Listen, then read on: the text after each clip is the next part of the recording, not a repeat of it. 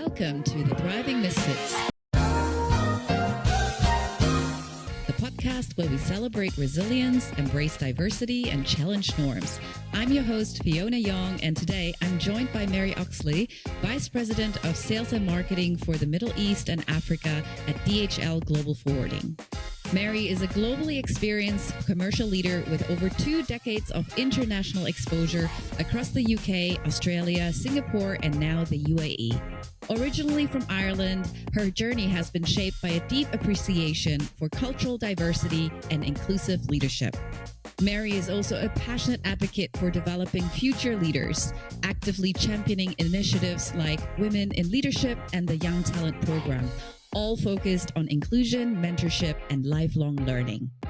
Her story is anything but ordinary, from growing up as one of 8 children in Ireland to navigating life as an immigrant. Mary's journey challenges stereotypes and reminds us that identity and belonging are far more complex than they may seem. In this episode, we will also dive into what sisterhood really means in leadership and the workplace. Are women truly lifting each other up, or are we sometimes getting in our own way? So welcome, Mary. Fyiona, really nice to be with you this morning. Fantastic. Now, let's kick it off with an icebreaker question, Mary. So you lived such a global life, from Ireland to Australia, India, South Africa, London, Singapore. I don't know where you're going to be next, but when you move to different countries, can you share the funniest lost in translation or cultural mix-up that you've ever experienced? Can, Fyiona, really, really good. And thank you. Really nice to be with you here this morning. Looking forward to spending this time with you. I think one of the key standout moments for me was I've traveled quite extensively throughout life. And I think it's really my travel that has defined me. When I left London to start traveling, I ended up living in South America for a few months. I shared a tent with an Australian girl, Alison. Hadn't met an Australian before. And little did I know that encounter with her would really reshape the trajectory of some of my future career. So life had other things in store for me. I ended up living and working in Sydney, Australia for 16 years. Got Australian citizenship. I have an Australian son. But then I moved to Singapore. And when I was living in Singapore and I'd finished my time there, and I sat beside one of my colleagues for many, many years. And when I was leaving, he said to me, "Are you going to go back home?"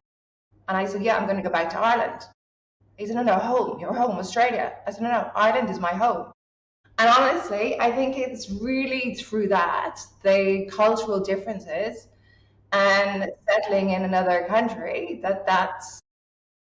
and it's still part of the story today. When I meet people, they get very confused. Am I Australian? Irish? Am I English? So I would say that it's a nice card to have. Yeah, I mean, I always get that question, right? Where is your home? And I'm always thinking, okay, that's going to be a little bit complex to answer. I mean, it sounds cheesy, but for me, really, home is where my heart is, where my husband is, where my son is now, obviously. But yeah, I mean, where is my home? Home is anywhere and nowhere. Exactly, You make right? it your home. Yeah, absolutely. Now, let's hear a little bit more about your early life and also your identity. Now, you grew up in Ireland as one of 8 children. Amazing. Which number are you? Are you right in between? Number 4, first girl. Wow. Daddy's girl. Well, and now you didn't take the traditional university route as well.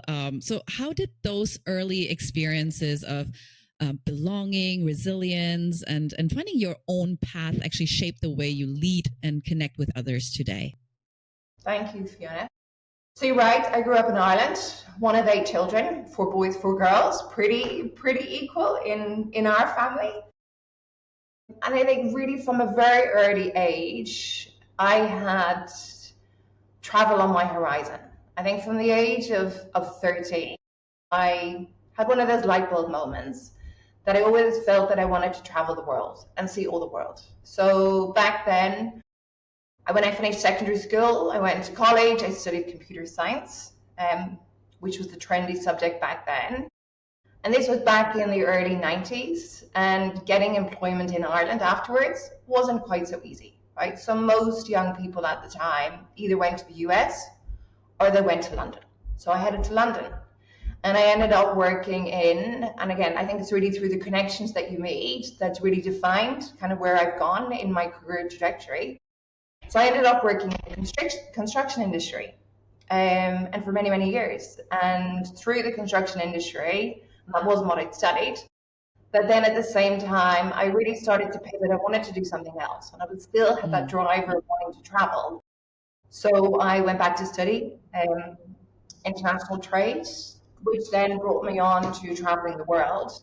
And it was really through that curiosity of exploring and traveling that brought me to where I am today, and then traversed through many, many different countries.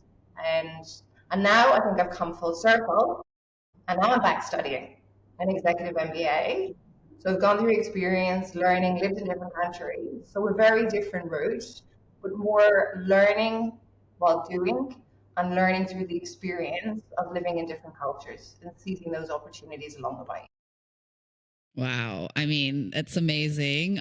Your career transitions and all the experiences that you've gained. Now, you know that I also come from a very male dominated industry. I used to work in oil and gas for 14 years before I am running my own business now in HR consulting and coaching. But yeah, so in your career journey, you probably often had to fight for a few roles that you wanted, maybe even every pay increase. What did that teach you about leadership and also self-advocacy? Again, as you said, I think as females living in and working in male-dominated industries, sometimes we can be seen a little bit different, right? And it comes down to the leadership that's there at the time. So I've had many, many occasions where I've really had to fight for every role, fight to be seen, fight to have that seat at the table, but also not even so much fight, create that knowledge sharing with the other individual that I was worthy of where I was. So I think really what the lessons have taught me was to be very true to myself, to believe in my worth, and to really push that agenda forward, but also to help others understand and to give them a different perspective. So while there may be a bias in hiring you for a particular role, I think it's really key to highlight what you bring and the attributes that you will deliver and what you'll change. And I think that's been a really, really key thing. So my advice to any young person or any person in their career they come up against this, to really hold the conversation true and to seize what they believe in and not let that be decided for you. And I think I've had many, many occasions through that where people have tried to put me in a box. And I think important to not accept that and really to have your voice and to have a strong voice and to share it and not to be afraid to speak up. Right. Yeah. Now, have you developed that voice? I can imagine, like, if I picture myself back in my early 20s, I just started off my career in oil and gas, working in a refinery, everyone around me, all guys, all males, 20 years of work experience. How did you, for me, it was actually quite challenging to find my voice at this young age. What about you? Like, have you always been this assertive? Never, Fyiona, never. And that's, I suppose, it did help growing up in a family of 8 children, 4 boys, 4 girls, right? So I had the understanding of, living in an environment with lots of males. But that is aside, I think really just understanding the communication that you can bring, right? So it was more through incidents that happened along the way that helped me find my voice and helped me be stronger. And also a really important thing for any of the males out there listening, I think the importance of male allyship and the importance of men understanding women as whether they're workers, employees in their organization. And most often, those guys who've got daughters will have a much better understanding, right? And I think really leaning into that and being brave and along the way. And I think it's honestly through the biggest hurdles and the most difficult conversations have been my strongest learnings. And they've really helped me and enabled me to help other people also find their voice and be strong enough to use it. That's amazing. I mean, like for me, finding my voice actually happened through being very clear about what I wanted, like my purpose. I mean, it sounds so cliche again, but yeah, I think it's actually trying to identify your why, not only in the workplace, in general, right? And once you're clear with that, once you have that clarity, I think it would be easier to also highlight that to others so that they can advocate on your behalf. And we recently also spoke about, you mentioned just now male allyship, and I am a strong believer that also, reflecting back on my career, even now as an entrepreneur, I've had so many great male friends, allies in my network who are really supportive of what I'm doing. So you've worked under a lot of male leaders who also supported you and at times, but also at times held you back. So what lessons came from navigating those contradictions? You're right, Fyiona. So I've had male leaders, male colleagues in the best form and the worst form. And the worst, I think what it's really taught me and highlighted what not to be. That's the lifelong lesson. Because you can't change their narrative, you can't change the individual. The individual is going to be who the individual is, right? But I think really taking away what didn't work and making sure that you don't do that to somebody else.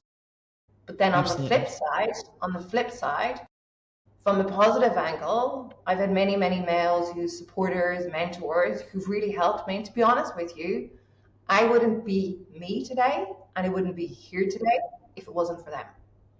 And I think really the importance of them investing their time and their energy and their resources to really help you and help me develop in my journey. And if I go back to my earlier stages, when I started working for DHL in Australia, I had a male boss at the time and he was a real key supporter.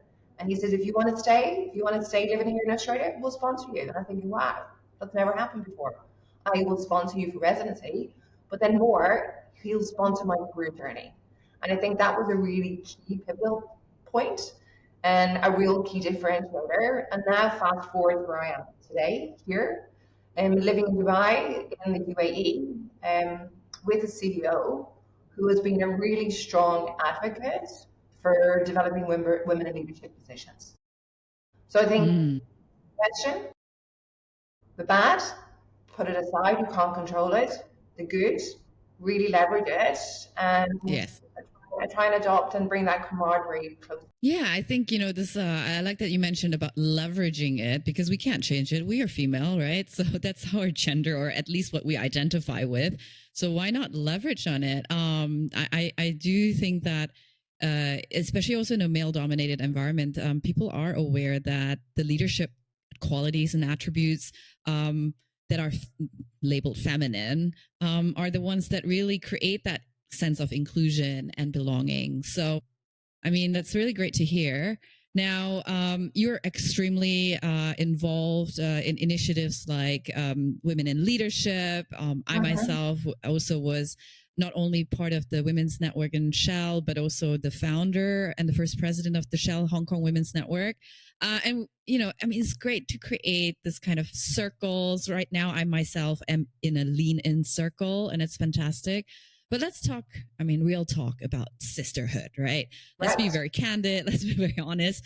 Sometimes it's not always what we hope it to be. What moments in your career showed you the power of women lifting each other up? And then also on the flip side, when have you felt let down by the lack of sisterhood? Okay, I'll start with the positive. And again, I'm going to go back to my earlier stages in my career. And it was through a negative, having a male boss at the time who probably didn't see the value or who was measuring me against other individuals in the team. Again, logistics industry 20 years ago, there were very few females, and certainly in commercial roles, right? So when it comes to looking after a big market like Asia, to put a female into that role was probably less likely than to put a male. And it was through a very difficult conversation back there And I didn't take no for an answer, Fiona, really, because it was something that I deeply wanted and it was something that I believed that I could do. So I was really vulnerable and I had a very vulnerable conversation. And I think this is where it's good and it's okay. It's okay for females to be open and to be vulnerable to their male leaders. And in this instance, it was a boss who was probably blocking me from going further. So I reached out to the general manager at the time who was running the business. He's still in the organization today. And it was through that discussion that facilitated me having a female mentor, first mentor I'd ever had in my career. And that was a really clear defining moment because the time that she took personally out of her own career, coming into work on a Sunday morning, her husband would come in, he would read the newspaper, she would sit with me, help me put presentations, proposals together, and teach me. She got into the weeds and she really helped and she lifted me up.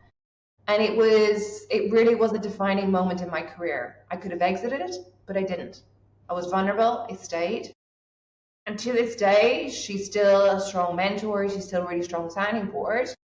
And it's really taught me how to make myself available for other females, which I do here in this region, and we have a lot. And we have a lot of opportunity really to uplift females as well across many different countries across the Middle East and Africa region. That's one of the things that taught me super positively, right? And always then pay it forward. Don't keep it. What you've got, pay it forward, create that circle of safety, the circle of open communication.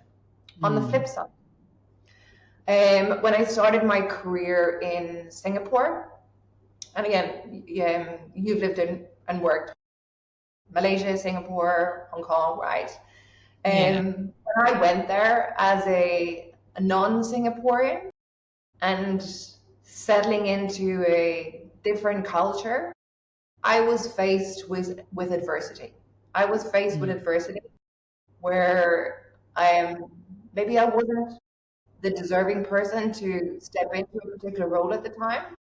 And this is where I experienced how not to behave, how not to communicate, and where envy comes in, where envy plays a role. And I think really being open and understanding it. And then I think through that, again, another key learning came for me to help other people when they're navigating through their careers, to be there to uplift everybody, because at some point along the way, they will need your help. Right? Yeah. And I think really just learning to, as you said, lean into that. And similarly here at DHL, we've many such programs as well, developing women in leadership, creating that parity, shift up a gear, where we're trying to elevate women into senior leadership positions in the organization. But we will only be stronger when we come together. So I think really the adversity, when it hits you in the face, be aware of it, but also then try to educate the individual around it. Yeah. I mean, stronger together, as what you rightly mentioned. Sometimes I feel like women are at times like crabs in a bucket. We're all in a bucket and trying to, instead of lifting each other up to get out of the bucket, kind of like pulling each other down. I myself have witnessed, for example, an ex-colleague in the women's network saying that, hey, I am a single mother. I have 3 children and I am able to do XYZ. She should be able to do that too. I think it's also kind of like trying to avoid projecting your own narrative onto others. But yeah, why do you think personally this is happening? Personally, Fiona, I think if we look around organizations today, be it in the public sector, in the private sector, those senior roles in organizations where you see females on boards, where you see females in middle management, they're not at the same parity as males. So there are less roles available today. So that means when it comes to opportunities, there's more fighting for those roles instead of collaborating.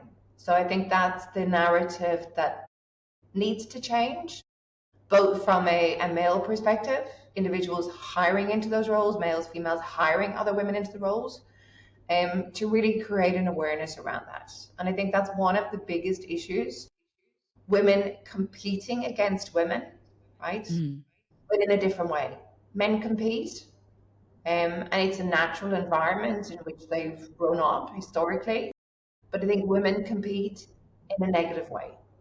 and learning how to change that and coming together more to be able to really be stronger as a community and share their skill set and help develop talent.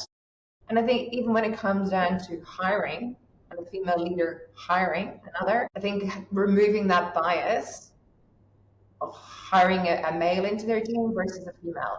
And I think that's also something that we need to pay attention to. And I think there's a big education topic around that. How do we change that narrative? And how do we create more openness at all levels? Yeah, I mean, like, how would you change that? You know, making sure that women move beyond competition and really truly championing one another in the workplace. What would you do? What are you doing right now? Well, in my team, I have quite a few female leaders. Removing that element of competition, removing that hierarchy, which can exist in some organizations, and really creating a community. And I know we say safe place, but creating a community where they help each other and they care for each other and they lift each other up, and really seeing the difference of what we can do together versus what we can do independently. So for me, you know, and that's what I personally do. And I advocate for hiring the best individual for the role. And if that individual is a male, then that's the person I will hire. I will hire the best person for the role and really make that transparency, make it clear. And not bringing females into specific roles just from a quota perspective, but also making sure that we develop them when we invest. And really putting them out there. Where I've been put into uncomfortable positions in the past, whether it's been presenting in front of big audiences, managing teams, being thrown into the deep end, that's something that I also do, right? Because I think when you put an individual into, and you put another female colleague, business leader into a position of discomfort, they learn, okay? They learn, they understand, they get better, and they see that there are more opportunities for them, and they lift each other up. And I think that's really the defining thing. And here, you know, as I mentioned earlier, here in this particular region, okay, there may be some notions, connotations that there aren't so many females in leadership positions across the Middle East and Africa region. Here, DHL, that's wrong. Right? We have over 40% of our leaders are females. Our country managers are females. And a lot of female business leaders in senior roles as well in the organization. And that only changes if you invest. If you train, if you hire, you change the narrative. And you create an environment where men and women come together. And it's a different narrative and it's a different communication that's shared. And bringing that male and feminine energy into the workplace and into the environment, right? I think that really creates such a huge difference. And it's something not to underestimate. Well, yeah, I mean, that's the yin and yang that we need, that energy, right? The balance. No, I mean, I've been involved in talent management in the past in Shell, and you know, as a business leader as well. We don't only leave it up for HR to do so, and we noticed that you need to sometimes encourage, like really encourage our female talents to apply for roles, because when they see the job description, and you know how we write job descriptions, we want someone who has an MBA or maybe a PhD with 20 years of work experience, but still in their 20s. And you know, we have this wish list as a hiring manager, and we know based on research that women typically would only apply for roles where they feel like they can 100% tick the box. However, for males, it's like they see the potential in them, and then they would apply. So yeah, I think it's more about kind of also openly encouraging one another to apply. Like, yes, you can do it, and be a cheerleader for one another. Exactly. Right. I mean, look, to Fyiona, to be honest with you, most of the roles that I've stepped into, I have gone initially, I can't do that role. Really? Seriously? No? That role is for me, that's way too big. And that was my own limiting self-belief, right? That was holding me back. And learning how to deal with that and learning how to overcome it, but stepping into it. And the roles that I've stepped into, of course, you're not going to be able to tick all the boxes, and nor should you be able to tick all the boxes, because otherwise the role's beyond you. I think it's really Yes. just taking that power, taking ownership and believing that you can do it and stepping in, because as soon as you've put yourself into the mindset that you can do it, you're already there. You're already a long way from where you need to be. And then the importance of, you're not going to have all the information, but who can help you? So creating Mm. that strategic network, creating your operational network, and really understanding who's going to help me when I get into that role, who's going to help me deliver, and how can I be successful, and what are the skills that I have, and what don't I have, and what do I need to do differently. And I think a couple of the skills that really come up for females: business acumen, Mm. communication, having that presence and really having that belief that you are deserving to be there. And I think if more females are being into it and take those roles and lift other males up, we'll be in a much better position. And we won't be sitting on this conversation talking about DEIB, right? Because it will be the narrative and it will be the DNA of how organizations run themselves. And that's how it should be. I mean, you were just talking about networking, and it was so funny. I remember we had a specific leadership program for women in Shell. And during the session, we were talking about how important it is to network with one another, creating, meaningful connections, not only internally within the organization, but definitely also externally. And then towards the end of the day, after dinner, I was just asking around, who wants to grab a drink or so, a mocktail, a cocktail, whatever you want to drink, after dinner. And I would say out of 20, maybe just 5 raised their hands, and then they were saying, "No, I have to go back to the room. I have to do work." Yeah. So networking for women. What's your top tip? What's your best advice? I think to be honest with you, that's probably one of the strongest, Fyiona, right? I think one of the strongest is really getting out there and understanding. And as you say, when you're at an event, and it's quite often that we will, lurk away and we will shrink off, but taking ownership of it and really stepping beyond and creating relationships. Creating relationships. We understand our circumference and the business that we operate in, but it's also really good to understand individuals who work in different industries and having those connections. And I think those simple coffee conversations, and I think back to the pandemic in Singapore. I was part of a female network there, Prime Time, and we had very active engagement and with women in business. Then come the pandemic, nobody was seeing each other, right? However, we kept this open, and then when you could get around in Singapore and you could meet up with a few people, we kept the engagement going. And we would meet up periodically and share our stories and understand each other. And to this day, we really lift each other up. And I think that's what's really, really key. The networking, the importance, and investing the time to really get to know other people and not just staying within your own space, just really building those connections outward. And I think also another key thing is knowledge. The knowledge that you have, it's not static. You're really keeping abreast of the changes that are happening in the world so you can step into those conversations. You may not love football, you may not love politics, but I think it's really, really important to have some insight into the topic, the world topics and what's shaping it. But also, maybe back to your earlier point, you said your why, your purpose. Having that as a key driver also, and seeing how can I leverage, how can I take that, and what do I need to do differently. Absolutely. And I also found what's really helpful is to have a bit of knowledge of pop culture. I think even in business networking environments, it's also nice to just kind of identify what kind of maybe common interests that one has with the other person. I think that's one of the keys that actually helped me to connect with other people. In Shell, it was actually because I do love my vino. It actually worked quite well, having a wine after work. But again, everyone's different. You can still hang out and drink your non-alcoholic drink, right? It's absolutely fine. Of course you can. I think one, maybe just a tip for everybody, and I learned this from a friend, and again, it was back in Singapore. She made a conscious effort of setting up coffee dates. Yeah. Just to get to know. And we do it in a business context with business leaders. to understand and just have that time, have that openness of sharing, because you never know what comes up. And I think if you Yes. don't take that time just to physically be in a space completely disconnected from work, even disconnected from the event, and just have an open, honest conversation with each other, you learn so much.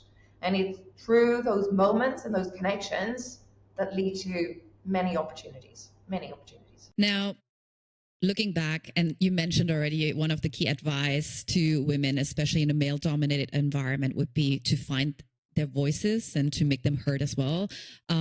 Any other advice that you would give to younger women navigating the male dominated industries today? Biggest advice is stop focusing on the gender topic. It's not a them or us environment, right? And I think it really creating the environment where individuals come together as a team and as a community, and really building those relationships. I think for me that's probably one of the key things to distill that, but then also learn from each other and understand how women communicate with women and how males communicate with males is different, right? And we use here at DHL a profiling called Insights. And I'm not sure if you're familiar with it, Fyiona, but it's really understanding the communication styles as well, how we like to receive communication and how we give communication. Yeah. Understanding how to communicate with the other, because it's not the same, and understanding that difference, and that really leads to much healthier conversations rather than things getting lost in translation. So you really understand the core essence of the communication without second guessing it. I think that you mentioned that it's not, us against them, and to really try not to focus on the gender conversation. Yeah, that definitely helped me as well in the 14 years in Shell. It's not. It doesn't need to be, right? And I think it's not even females, males. It's even individuals who come from different backgrounds, right? Yes. Different socioeconomic environments. Removing that bias, leaving that bias aside, and focusing on the essence of the human being. And we even see it in the English language. We even see it in hiring. I grew up in Ireland. We speak Irish, English, but then we have an expectation that in the rest of the world that everybody speaks the same as us. They speak, and if you don't, then they're judged by the language. But the reality is, the majority of the English-speaking community out there now doesn't come from those countries where English was the core language, right? And I think that it's even those differences in language, differences in gender, really differences in belief, right? And leaving those aside and getting to understand the wholeness of the human being and understanding how to relate to the individual, and leave everything aside and stop judgment. There's no room for judgment. Great. Well, Mary, thank you so much for today's eye-opening conversation. So, from Mary's beginnings as one of 8 children in Ireland to navigating life and leadership across Asia Pacific and now making an impact in the UAE, today's guest, Mary, has reminded us that belonging isn't defined by labels or assumptions. It's created through empathy, courage, and true connections. Her reflections on sisterhood and the importance of women genuinely supporting one another are lessons we can all take into our workplaces and communities. To our listeners, thank you so much for tuning in. If this episode sparked something for you, please subscribe to the Thriving Misfits so you don't miss future stories. Leave us a review, share this with someone who needs to hear it, and continue the conversation about inclusion, identity, and what it means to truly belong. So until the next time, keep on thriving, Misfits.